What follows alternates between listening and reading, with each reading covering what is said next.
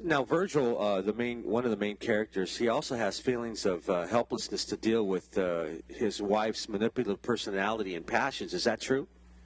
Yeah, that's a good point, Ray.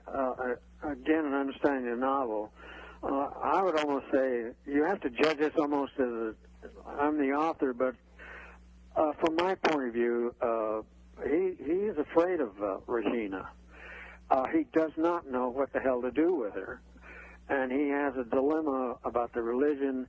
And in the meantime, as Regina recognizes, he's driving himself crazy with the myth of Sisyphus, because he is now reading it more and more, and he's getting a negative message that I don't think Camus intended.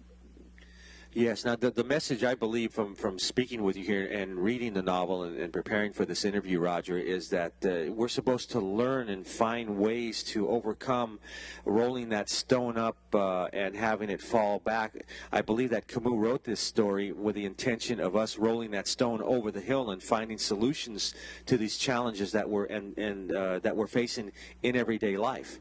Yes, that's right. That's what I would take. And that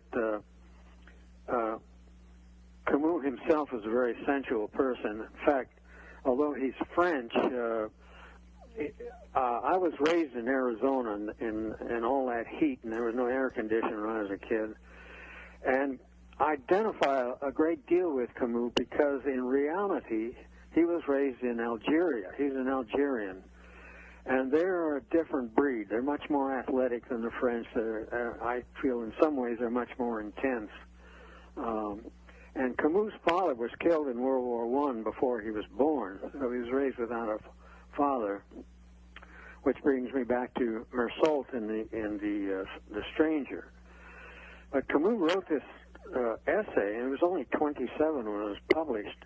And at the time, this was during World War II, he was involved in the French underground against the Nazis. And for me, again, I come back to the language of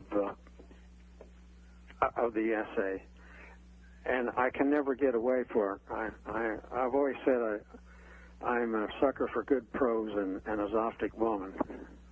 You know, this is interesting. I didn't know that about Albert Camus, of the settings that he wrote this essay in, talking about a time when you're searching for meaning in life during the whole conflict of the world fighting against each other. That's a very interesting point that you just made. One answer. It is a case where each person reading this will begin to think about their own life and the value of life.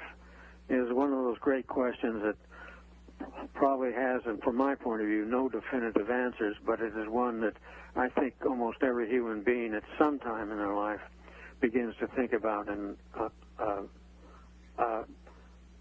ponder.